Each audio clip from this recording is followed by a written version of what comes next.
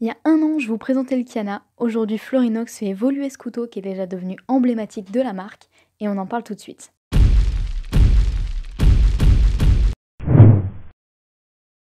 Salut tout le monde, bienvenue sur 50 nuances de DC. Aujourd'hui, on parle de la nouvelle version du Kiana. Alors, je vous avais proposé de choisir le sujet de la vidéo du week-end et les résultats étaient hyper serrés. Sur Instagram, vous avez voté majoritairement pour le Kiana, sur Facebook pour le DC laiton et sur YouTube, c'était un peu un mix des deux. Donc comme vous commencez à réfléchir à vos cadeaux de Noël et qu'en ce moment, vous le savez, les boîtes françaises ont plus que jamais besoin de nous, j'ai tranché en faveur du Kiana. Mais vous en faites pas, on va parler de l'EDC laiton la semaine prochaine. Je vais aller assez vite sur les grandes lignes parce que vous pouvez retrouver les principales informations concernant le couteau sur la vidéo qui est déjà sortie. Donc en quelques mots, le Kiana c'est un petit couteau 100% français créé par Florinox, donc c'est une boîte auvergnate. Concernant les matériaux, au niveau du manche, on est sur du polyamide chargé de fibre de verre. Et pour la lame, on est sur du X35 CR16N. Donc c'est un acier inoxydable avec une bonne résistance à la corrosion. Au niveau de la taille, comme vous le voyez, on est à peu près sur le même gabarit qu'un Opinel numéro 8. Donc pour de l'EDC, c'est nickel. Alors qu'est-ce qui change sur ce nouveau modèle par rapport au premier ? Tout va se passer au niveau de la lame et normalement il y a déjà deux nouveautés qui vous ont déjà sauté aux yeux si vous connaissez un petit peu le couteau. La première, c'est ce coating noir. Alors il s'agit d'un traitement PTFE, donc pour parler simplement, c'est un revêtement téflon mat. L'intérêt du téflon sur une lame, il peut être assez multiple en fait. Sur une lame carbone, ça va protéger de la corrosion. Et puis après, en général, ça protège également des rayures, parce que le téflon, c'est quand même quelque chose d'hyper costaud, mais aussi des reflets que peut faire une lame polie. Je pense par exemple dans un cadre de camouflage. Bon alors ici, comme on est sur un couteau inox et EDC, le camouflage, on s'en fout un peu, le but, il est clairement esthétique. Alors il y a une version avec une lame totalement noire, et une, comme vous le voyez sur la mienne, avec une gravure laser, un motif un petit peu toile d'araignée. Ce qui est assez sympa avec cette gravure, c'est qu'elle est faite des deux côtés de la lame, donc on en profite qu'on soit droitier ou gaucher, c'est un détail que je trouve plutôt sympa. J'ai remarqué que les gravures, elles viennent jusque sur le fil de la lame. Alors quand on coupe des aliments, ça change pas grand chose, mais par exemple, si on fait un test de coupe sur du papier, on va voir que ça va faire comme des petits crans et ça va arrêter la coupe quand on rencontre la gravure. Sur les dernières, ça le fait moins parce que l'angle avec lequel les gravures arrivent est sûrement plus favorable à la coupe. Mais sur les premières, ça fait vraiment comme un petit cran.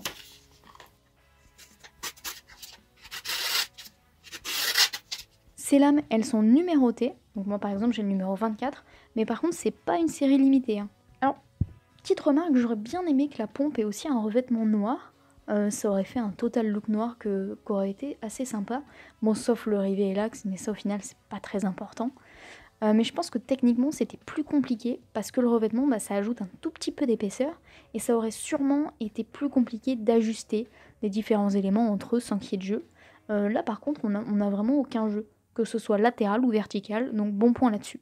La deuxième innovation, et sûrement celle pour laquelle vous regardez la vidéo, parce qu'une lame noire c'est cool, mais une ouverture une main c'est encore plus cool. Donc c'est ce trou dans la lame. Alors l'ouverture, on est d'accord, c'est pas miraculeux, elle est pas aussi fluide qu'avec un bug out, qu'avec un flipper ou je sais quel couteau monté sur roulement, tout simplement parce que le mécanisme de base du Kiana, il n'est pas pensé pour l'ouverture une main. D'ailleurs sur le site de Florinox, vous aurez remarqué que c'est indiqué qu'ils facilitent l'ouverture une main, donc ils mesurent quand même leurs propos. Alors j'ai eu quelques retours de copains qui ont déjà testé ce modèle et qui n'arrivent pas à l'ouvrir d'une seule main. Alors moi ça me paraît assez curieux, mais il semblerait que ce soit un peu plus compliqué à faire avec de grandes mains. Prenez quand même ce que je dis avec du recul, parce que comme j'ai des mains d'enfant, je me rends pas du tout compte de ce que ça représente pour vous les géants. Enfin les gens plus grands que moi, enfin donc les gens de plus d'1,50 m. Pour ma part j'y arrive vraiment pas mal, donc je vais essayer de vous décomposer le mouvement si jamais ça peut vous aider. Alors je tiens fermement le couteau entre le haut de ma paume et mes 4 doigts. Le dos du couteau, donc là où est la pompe, va reposer sur le haut de mes os métacarpiens. Et oui, j'ai fait une recherche Google pour trouver cette info, mais ça se trouve je dis n'importe quoi. Je place mon pouce à peu près aux 2/3 du trou, donc vers le bas.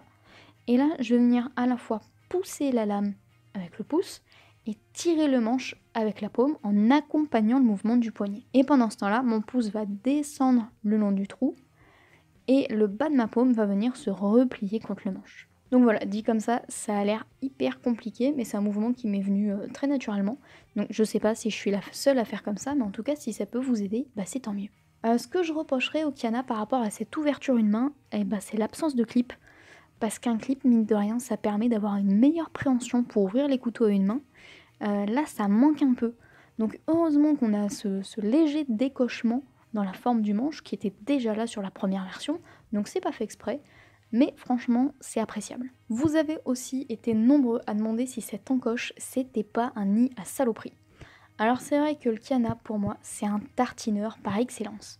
On a une forme de lame qui est super pour les tartines de beurre et les crêpes à la confiture, donc ça arrive effectivement qu'on ait la moitié du repas qui se coince dans le trou. Bébé, si tu tartines hors cadre, tu tartines à pétouche.